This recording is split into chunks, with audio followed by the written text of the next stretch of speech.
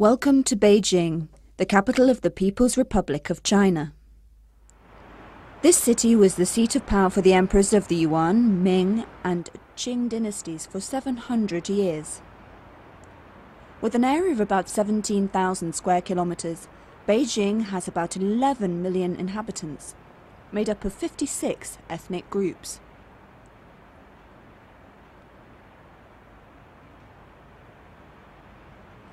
Since the opening of China to the outside world, Beijing has become one of the main tourist destinations.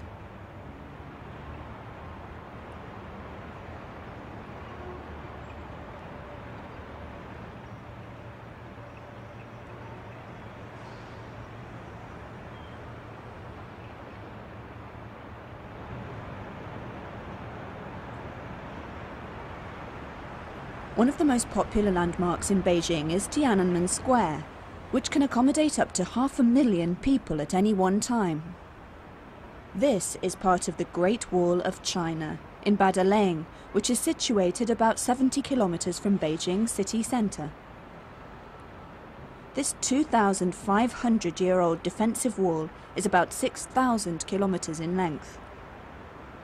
The Great Wall, one of the wonders of the world, was a very effective defensive system in the ancient days. As the local saying goes, you are not truly a warrior unless you have scaled the Great Wall. Apart from the Great Wall, the Forbidden City is also another famous historical site of Beijing. Measuring 720,000 square meters, it is now called the Museum of Historical Palace. It was built in the 15th century. During the next 500 years, 24 emperors lived there. The last emperor who graced his presence here was the child emperor, Puyi, who ruled from 1908 to 1911. It was said that about 1 million workers were involved in the building of this palace, which took 14 years to complete, from 1406 to 1420. Apart from Tiananmen Square, the Great Wall and the Forbidden City, Beijing has numerous other ancient sites which are still intact. Nearly all of them have been recognized as part of the national and world heritage. These prides of China are also sought after by tourists who come to China almost incessantly to look at them.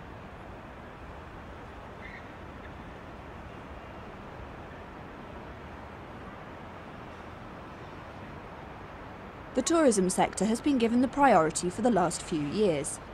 The inflow of outside cash is a significant contribution towards the development of the local economy. Beijing was once known as Peking.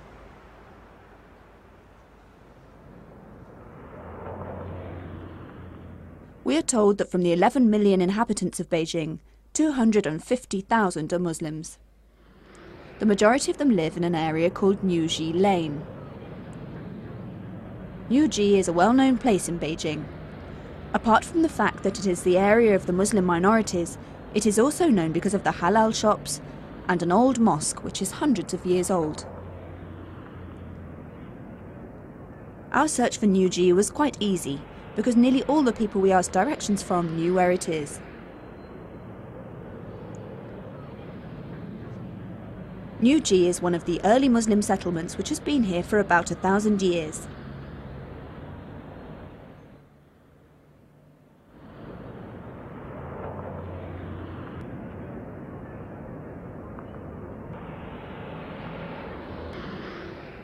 Today, Niuji is packed with Muslim houses, restaurants and small shops which sell the local needs. Niuji Mosque is never without a worshipper. Muslims from all walks of life come here for prayers or just to read the Quran. Every week, around 20,000 worshippers attend the Friday congregational prayers. This shows that Islam is still strongly practiced in this region.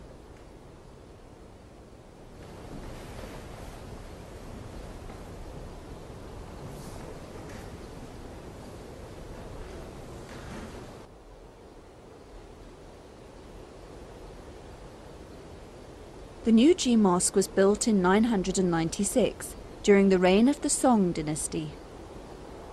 The calligraphy of Quranic verses harmonizes with the colors red, gold, green and blue. Etchings with floral themes, especially of the lotus, have become a symbol of identity for the Chinese. These elements are similarly used in many different mosques in China. Apart from basics such as prayers and fasting, the local Muslims give great emphasis to religious schools. The mosque usually becomes the main religious school in areas where there are no specific religious schools or classes. After visiting the Dongji Mosque, we visited the Niuji Mosque. Apart from us, the Niuji Mosque also has another group of Malaysian guests from Johor, who are currently touring China. The history of Islam in Beijing is so closely knitted to the mosque that tourists, be they Muslim or not, will almost surely be brought here by their guides to see the Muslim minorities. Niuji Mosque has also received visits from numerous VIPs from other countries. One of the interesting features of this mosque is its lunar observation minaret. Later it was used for reciting prayer calls. Today, however, the 5 times a day prayer calls are made only from the mosque's courtyard.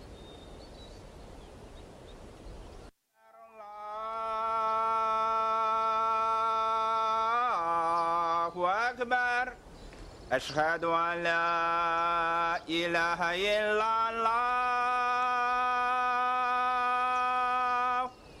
أشهد أن لا إله إلا الله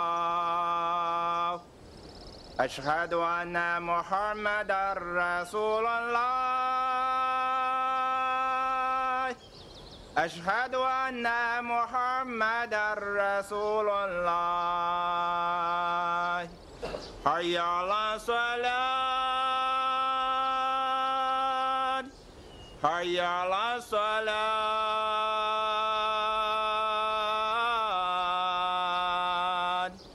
حي على الفلاح حي على الفلاح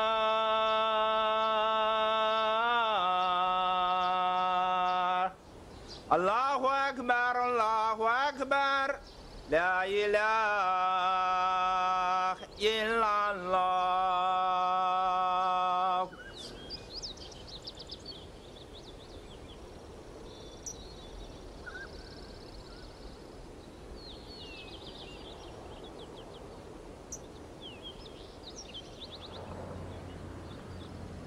The Niuji Mosque is the oldest and biggest mosque in Beijing. It was built by a Muslim named Nasruddin. Nasruddin was said to be an educated Arab man and had served as a senior officer in the government of the Liao dynasty.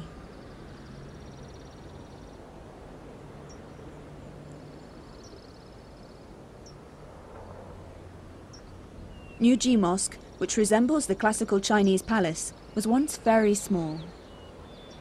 It was later renovated and enlarged several times during the era of the Ming and Qing dynasties, from 1368 to 1191. In 1474, the Ming Emperor named this mosque Li Bai Si, which means the prayer hall. The Niuji is the only mosque left in China which is still called Li Bai Si, while others are now called Qingchan Si, which means a place of prayers, purity and truth.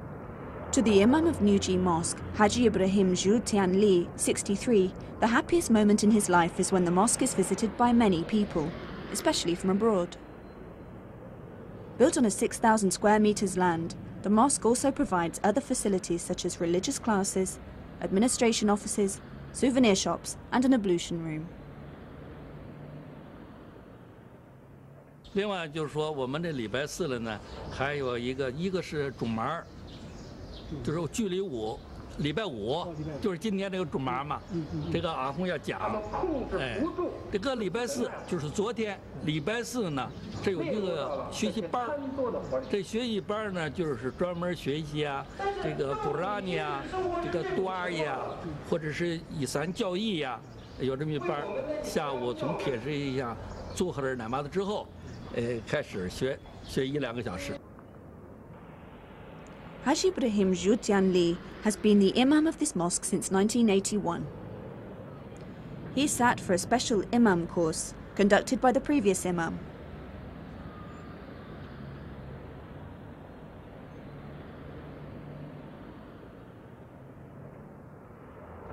About 20,000 worshippers gather here to pray on Fridays. At other prayer times, the prayer hall is also filled with worshippers.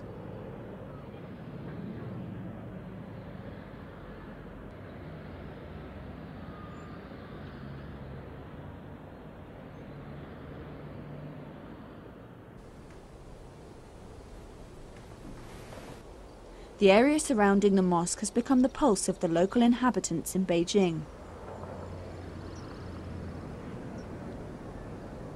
Muhammad Ali, 67, is visiting Niuji Lane, although he is not staying in the neighborhood.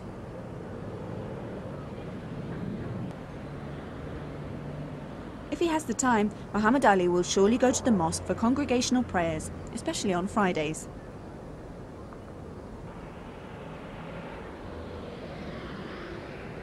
He likes to come to this lane because the mosque is situated nearby.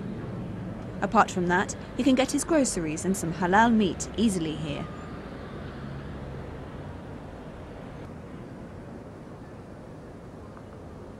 It is estimated that around 20,000 Muslims who frequent this mosque every Friday have helped the business of Omar Pai Zhigang's family tremendously. We asked Omar what makes him decide to work here. According to him, his shop is visited by hundreds of customers every day. Omar likes to live in Niuji because the area is clean and, most importantly, halal food is easy to get. Niuji is very special to him. It is here that Islam got a foothold in Beijing about 1,000 years ago. And to Omar, he strongly believes that Islam will always flourish in this unique part of Beijing.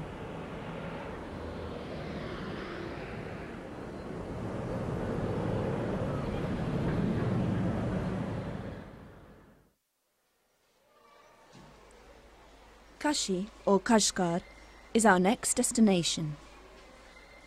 It is situated in Xinjiang, an autonomous region of the Muslim Uyghurs.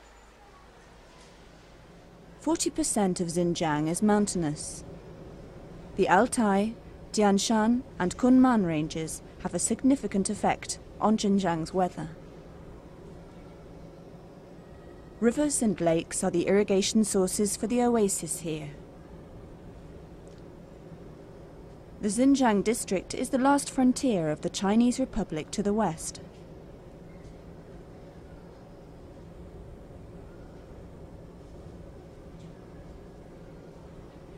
Xinjiang, endowed by the Almighty with various terrains, forms the Chinese border with 8 neighbors. They are Mongolia, Russia, Kazakhstan, Kyrgyzstan, Tajikistan, Afghanistan, Pakistan, and India. A visit to the Xinjiang district is not complete without a stop, however brief, in Kashgar. Kashgar, once known as Shuli, was the first city established in southern Xinjiang. It boasts 200,000 inhabitants, divided into about 30 different ethnic groups.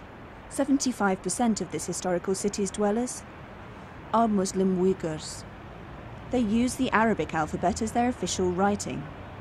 Since the beginning of Beijing's open door policy, international communities are given the chance to see the uniqueness and diversified cultures of the various ethnic groups which are part of the 1.2 billion inhabitants of China. The Chinese government has given the freedom to all 56 ethnic groups to practice their own religion, culture, and language. In Kashgar, the use of the Arabic script is so widespread that you feel you are not in China at all. A majority of the Uyghurs speak Turkish Altai and use the Arabic script in official communications.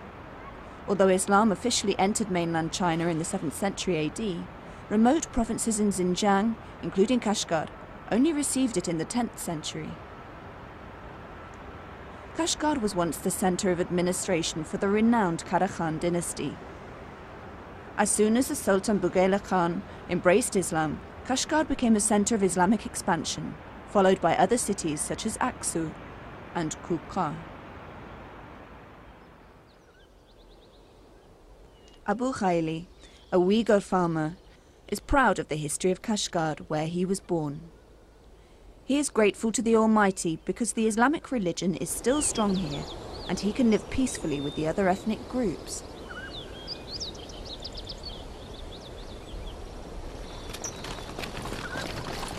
The Uyghurs are cattle breeders, hawkers and farmers. Abu Khaili plants rice and wheat. He also sells groceries to bolster his income.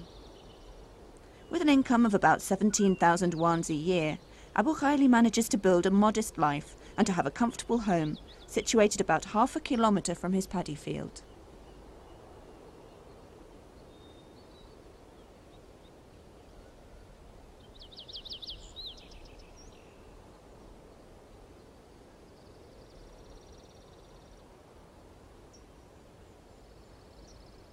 At home, Abu Khaili's wife, Tajinsa, makes sure that her husband and son's needs are met.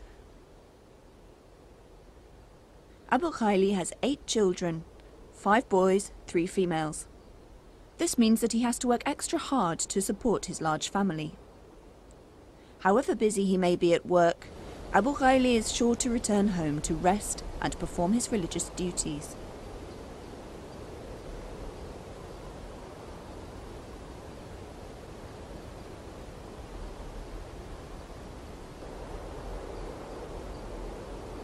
Abu Khaili's house, situated in the Shifu district, Kashgar, was built by the local community 10 years ago. His family and relatives have been living in this village for generations. In keeping with tradition, all Uyghur dwellings have courtyards, whether big or small. These courtyards are adorned with flower plants or fruit trees. A Uyghur's house is usually adorned with wood carvings, which are influenced by Central Asian culture. Abu Khaili's house, for example, also displays a landscape theme. This environmental theme shows the close bond between the Uyghurs and the God-given earth. Truly, this closeness of the Uyghurs with their natural surroundings is inseparable. Likewise, their relationship with the Creator.